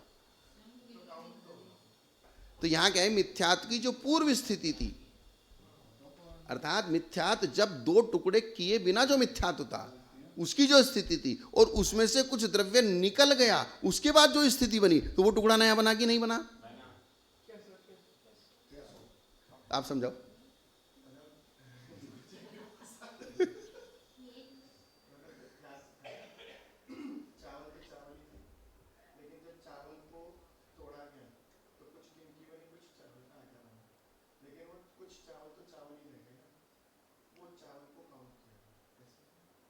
नहीं, जैसे मिथ्यात्व के 3 टुकड़े होने से पहले जो उसका साइज था, मिथ्यात्व के 3 टुकड़े होने से पहले, चावल का टुकड़ा होने से पहले जो चावल का साइज था, मूल साइज, और चावल का टुकड़ा होने के बाद चावल का वो साइज बचा क्या? उसी चावल का टुकड़ा हुआ ना, तो इसलिए उसको 3 टुकड़ा का है।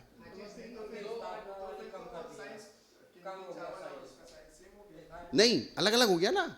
तो जो टुकड़े, उसके 3 टुकड़े हुए, एक ही चावल के 3 टुकड़े करे, तो जो बड़ा हिस्सा था उसको हमने मिथ्यात्व का टुकड़ा कहा है, जो कुछ छोटा था उसको सम्यक मिथ्यात्व का टुकड़ा कहा, और छोटा था उसको सम्यक प्रकृति का टुकड़ा कहा। लेकिन जो नया मिथ्यात्व का टुकड़ा बना है, और पुराना जो मिथ्यात्व था उससे वो छोटा है।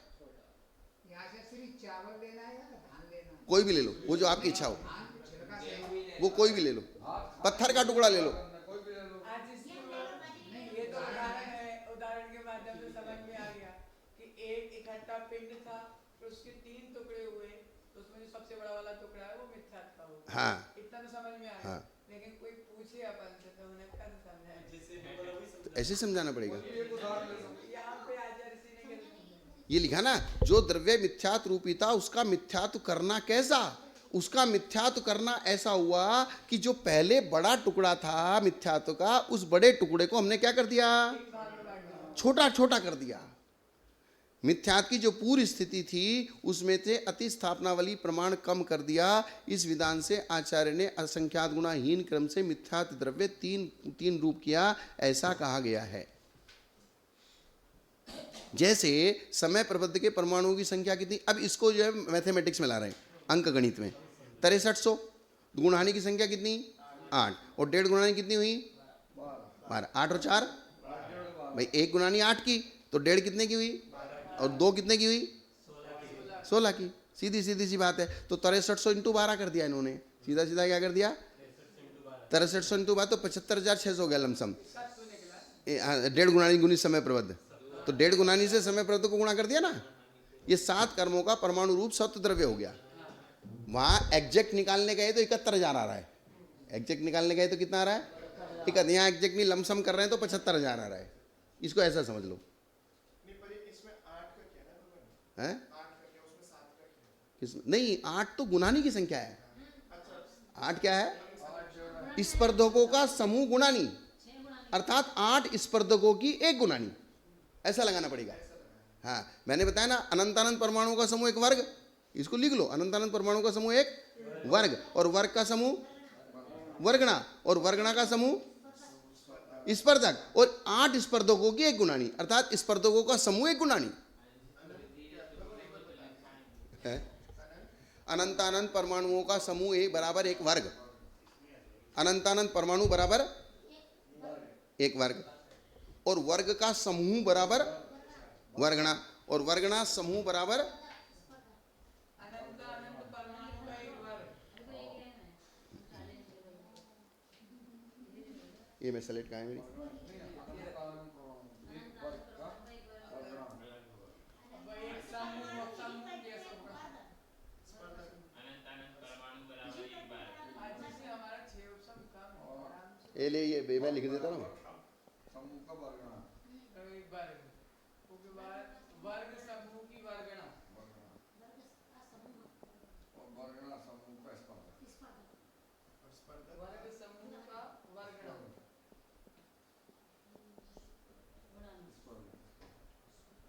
और वर्गणा समूह का स्पर्धा। ये हो गया, स्पर्धा हो गया। स्पर्धा समूह गुणा, और अब यहाँ तो डॉक्टर यहाँ का गुणानी इंटू हाफ, 1.5 गुणानी, 1.5, 1.5 गुणानी, और गुणानियों का समूह नाना गुणानी, एक शब्द और आएगा, गुणानियों का समूह, हाँ, गुणानी समूह नाना गुणानी है, हाँ। तो 6300 परमाणु में नाना गुणानी हुई ना।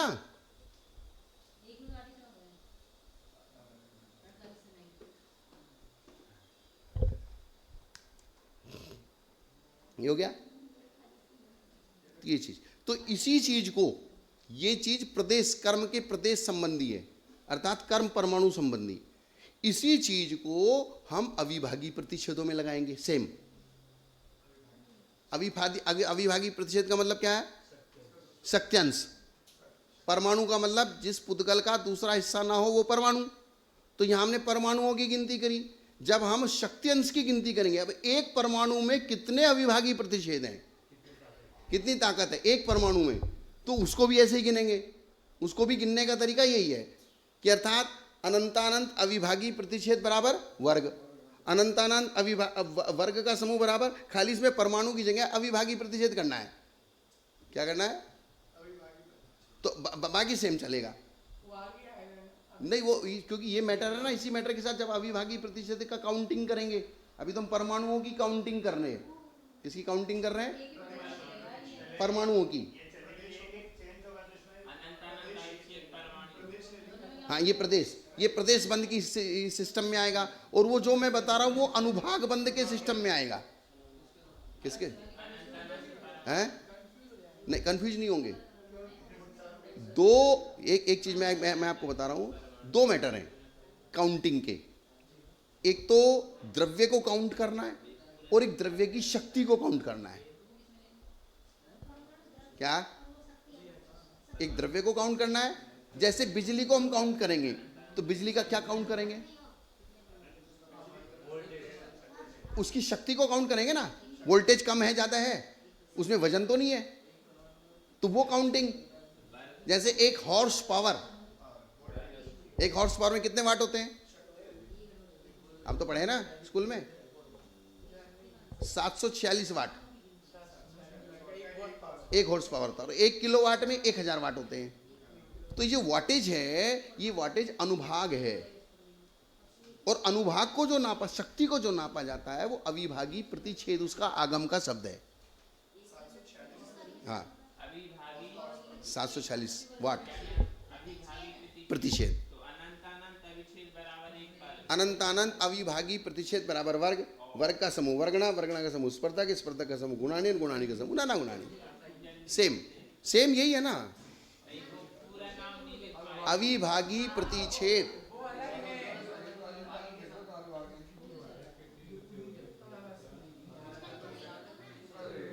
ये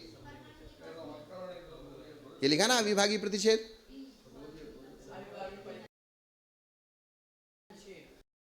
हाँ हाँ, तो वो काउंटिंग किसकी हो जाएगी?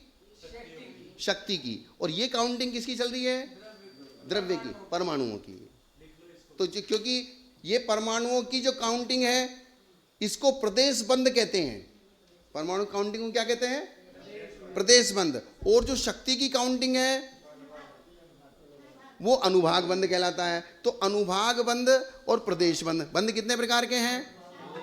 4 प्रकार के, प्रकृति बंद, स्थिति बंद, अनुभाग बंद और तो वो जो प्रदेश बंद होता है वो योग के निमित्त से होता है। अर्थात आप जितने तड़फड़ाओगे उतने ज्यादा कर्म के परमाणु आएंगे, और आप जितनी कषाय करोगे उतनी शक्ति ज्यादा पड़ेगी।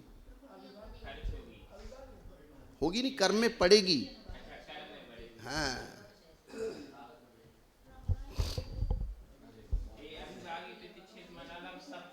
शक्त्यांश, शक्ति का सबसे छोटा इकाई, सबसे छोटी इकाई शक्त्यांश। आकाश की सबसे छोटी इकाई एक प्रदेश, काल की सबसे छोटी इकाई एक समय, पुद्गल की सबसे छोटी इकाई एक परमाणु, और शक्ति की सबसे छोटी इकाई एक अविभागी प्रतिच्छेद। ये 4 है। प्रतिच्छेद आगे ना 4 चीज हैं, द्रव्य, क्षेत्र, काल और भाव।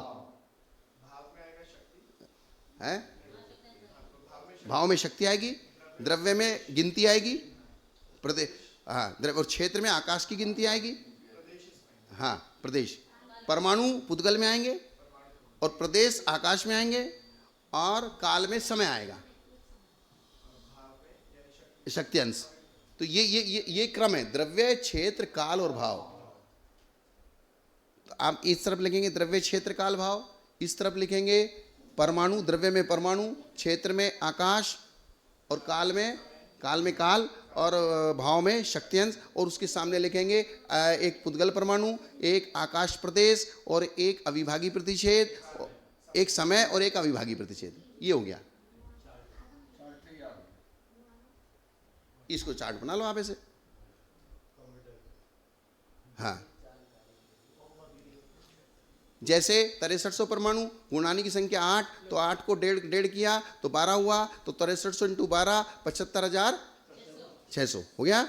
ये 7 कर्मों का परमाणु रूप सत्व द्रव्य हुआ। अब 7 कर्मों के परमाणु हुए 75,600। तो मोहिनी का हिस्सा कितना मिला? 75,600 के बराबर 7 भाग कर दिए, तो मोहिनी कर्म के 10,800 परमाणु हुए। मोहिनी कर्म के कितने मिले? अब मोहिनी कर्म के परमाणु का बंटवारा करना है, चारित्र मोहिनी की 25 और दर्शन 25 प्रकृति व दर्शन मोहिनी की 1, ऐसे 26 में बंटवारा करना है, क्योंकि अभी 2 टुकड़े तो हुए नहीं, तो 26 में बंटवारा करना है। तो 26 प्रकृतियों में 16 कषाय मिथ्या 17 प्रकृति और शेष 9 प्रकृति।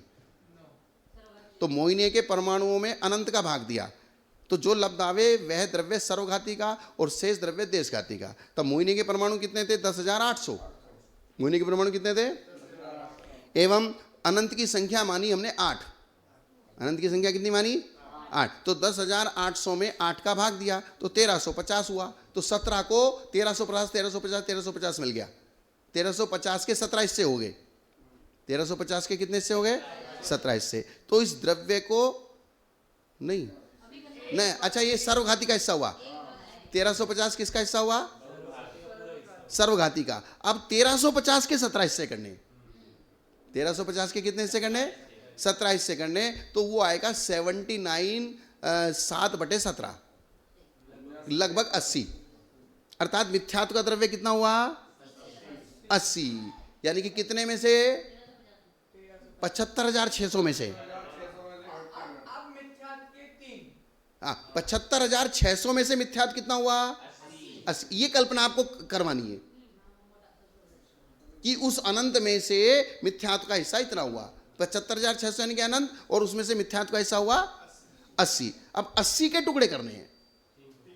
हाँ, 80 आया, वो प्रत्येक सर्वघाती का द्रव्य, इतना ही द्रव्य मिथ्यात्व कर्म का है। तो 10,800 में से 1350 घटाने पर 9450 प्रमाण द्रव्य देशघाती का हुआ। यहाँ पे क्या है? एक भाग और बहुभाग, इसका क्या? 10,800 का अनंत का भाग दिया, तो उसके 10,800 में से अनंत का भाग दिया, वो आया 1350, और जो ये हुआ एक भाग, और जो बहुभाग बचा 9450। तो 10,800 को बराबर करना पड़ेगा ना, तो 9450 प्लस 1350 बराबर 10,800। ज्यादा हिस्सा तो 1350 और 9450, 1350 एक भाग है और 9450 बहुभाग है। तो दोनों को अगर जोड़ देंगे 1350 9450 को, तो कितना हो जाएगा? 10,800 हो गया।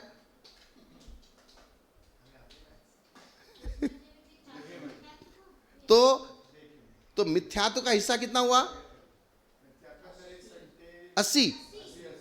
तो 80 के असंख्यातवें भाग सम्यक मिथ्यात्व के परमाणु समझना, और सम्यक मिथ्यात्व के असंख्यातवें भाग सम्यक के परमाणु समझना, और शेष बहुभाग वो मिथ्यात्व के परमाणु बचेंगे।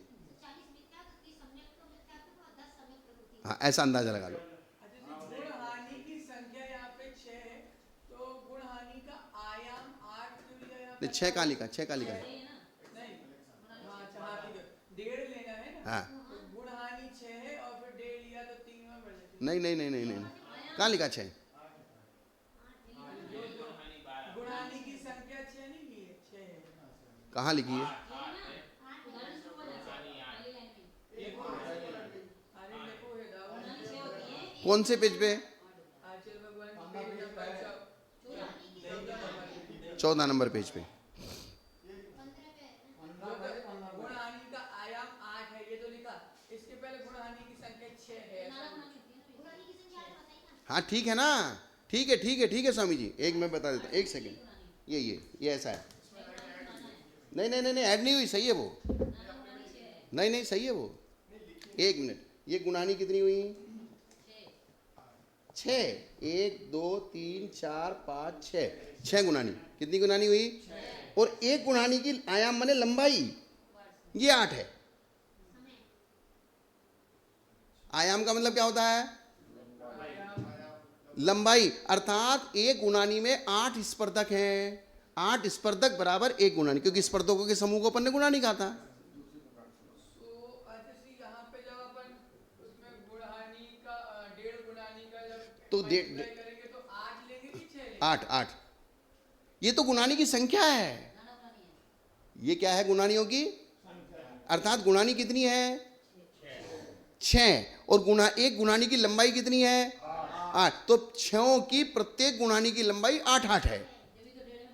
तो 1.5 कैसे होगा? तो 8 और इसका आधा, 8 और 4 12, ऐसे होगा।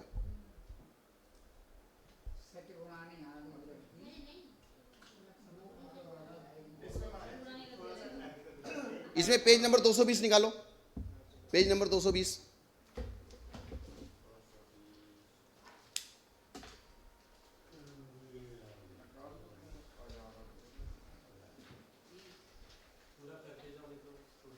वो फिर मैटर अधूरा रह जाएगा। पेज नंबर 220, 220 निकल गया। ये चार्ट देख रहे हो आप? ये चार्ट में देखो, प्रथम गुणानी, द्वितीय गुणानी, तृतीय गुणानी, चतुर्थ गुणानी, पंचम गुणानी, षष्ठ गुणानी। आगे समझ में? और नीचे से ऊपर तक गिनो, 228, 512, 480, 448, 416, ये कितने हैं? 8 हैं। अब आगे समझ में आपको? तो 6300 जो परमाणु एक समय में बंधते हैं, उनकी स्थिति कितनी हुई? 48 समय की। कितनी स्थिति उनकी? ये 6300 परमाणुओं का मेजरमेंट है। 6300 परमाणु बंधे और वो जो आत्मा में लाइन लगेगी उनकी, वो 48 समय में बटेंगे। वे कितने समय बटेंगे? तो अर्थात उसमें पहला समय है 512 परमाणु, दूसरे समय में 480, तीसरे समय में 448 और लास्ट के समय में 9। लास्ट के समय में कितने हैं? तो 48 समय में 6300 परमाणुओं का बंटवारा कर दिया। अर्थात वे एक समय में बंधे हुए 6300 परमाणु 48 समय में उदय में आएंगे।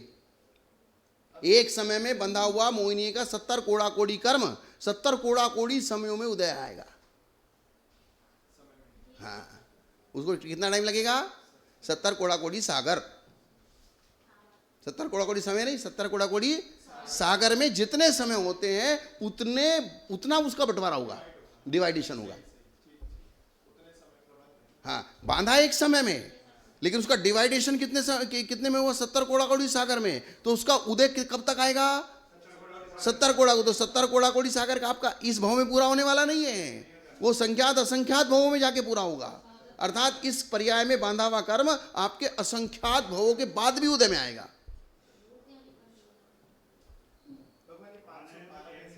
ये कैलकुलेशन किया ना इसका, जैसे उन्होंने कैलकुलेशन किया, इसका जो 6 द्रव्य निकाला, 32 का डिफरेंस है। 512 480 में किसके अंदर कितना डिफरेंस है? 32 का। और 32 के बाद सीधा 16 हो गया, अगली गुणानी में 16 का डिफरेंस है। तो जहां द्रव्य आधा होता है वहीं तक गुणानी होती है। मैथमेटिक्स, ये मैथमेटिक्स किया है, क्योंकि इसमें नियम क्या है कि जो सबसे पहले निषेक होता है उसमें द्रव्य ज्यादा होता है, और सबसे लास्ट का निषेक होता है उसमें द्रव्य सबसे कम होता है, और सबसे पहला जो निषेक होता है उसमें शक्ति सबसे कम होती है, और लास्ट का जो निषेक होता है उसमें शक्ति ज्यादा होती है। परमाणु कम होते हैं, शक्ति ज्यादा होती है, और पहले निषेक में परमाणु ज्यादा होते हैं और शक्ति कम होती है। तो इसका मेजरमेंट बना दिया, क्योंकि इस मेजरमेंट क्यों बनाना था? 32 का डिफरेंस, 16 का डिफरेंस, 8 का डिफरेंस, 4 का डिफरेंस, 2 का डिफरेंस और 1 का डिफरेंस, 9 10 11 12। तो जहां डिफरेंस डबल होता है या डबल आधा होता है, डबल बढ़ता है, वहां से गुणानी चेंज हो जाती है। वहां से क्या हो जाती है? तो पहली गुणानी का द्रव्य था 3200, 1600, 800, 400, 200 और 100, और टोटल मिलके ये हो गया 6300। टोटल मिलके क्या हो गया? तो एक समय में जो 6300 परमाणु बंधे और उनकी जो गुणानी रचना हुई, निषेक रचना हुई, उसका ये सारा का सारा मैटर है। वो गणित से आ जाएगा ना, उसको समझ लेंगे अपन। उसका मैथमेटिक्स करना पड़ेगा, उसका क्या करना पड़ेगा? मैथमेटिक्स करना पड़ेगा, वो आएगा इसमें। ठीक है ना?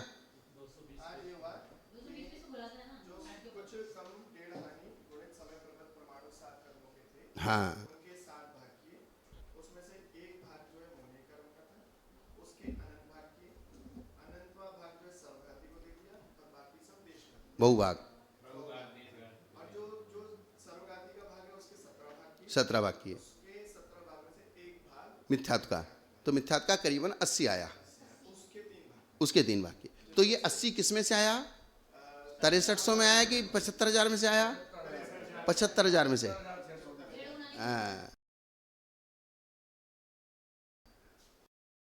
ये ध्यान रखना, एक समय के बंधे हुए में से नहीं आया ये।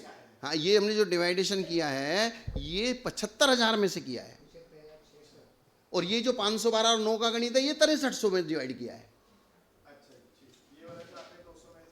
हाँ, 6300 का मैथमेटिक्स है एक समय प्रबंध का। और जो ये मैथमेटिक्स निकाला है टोटल, क्योंकि सत्ता में टोटल को जोड़ के और ये इसको जोड़ के सबको करना पड़ेगा। क्या जैसे टोटल सत्ता वाला तो सत्ता वाला कुछ चेंज होता रहेगा, लेकिन अनंत की संख्या चेंज नहीं होगी। हाँ, वो तो कभी जैसे योग कम ज़्यादा होता है उसके हिसाब से इससे बदलते रहेंगे। जैसे योगों की कमतरता होगी तो उसने कहा ना, कभी तपस्या से अनेक समय प्रबद्धों की भी निर्जरा होती है, और कभी योग कम है तो कम परमाणु आते हैं, लेकिन उसको कहा जाएगा समय प्रबद्धि, अनंत से कम नहीं आएगा। कंप्यूटर की स्क्रीन जैसा दिख रहा है, जो मल्टीपल चेंजेस होते जा रहे हाँ हैं, वो चेंज नंबर चेंज हो रहे हैं, हो रहा है, लेकिन हमें समझ नहीं बस हो गया। अब ये गाथा पूरी हो जाएगी, सिर्फ इसका एक पैराग्राफ शेष है, एक पैराग्राफ शेष है, गाथा पूरी हो जाएगी। इसमें कोई विशेषता नहीं है। चारित्र मुनि की 2 कर्म है, कसाय वेदनी और नो कसाय वेदनी। कसाय वेदनी 16 प्रकार का है। कसाय वेदनी कितने प्रकार का है, ये तो आपने तत्वार्थ सूत्र में पढ़ा है। उसके अनंतानुबंधी मानमयाल क्रोध मानमयाल 4 की विसंयोजना युगपत चौथे गुणस्थान से 7वें गुणस्थान तक हो जाती है। 9वें गुणस्थान के वाइस को फिर समझाना ही पड़ेगा, रहने दो उसको। अब फिर वो विसंयोजना समझानी पड़ेगी, फिर और मैटर हो जाएगा। कल एक चल पाएगा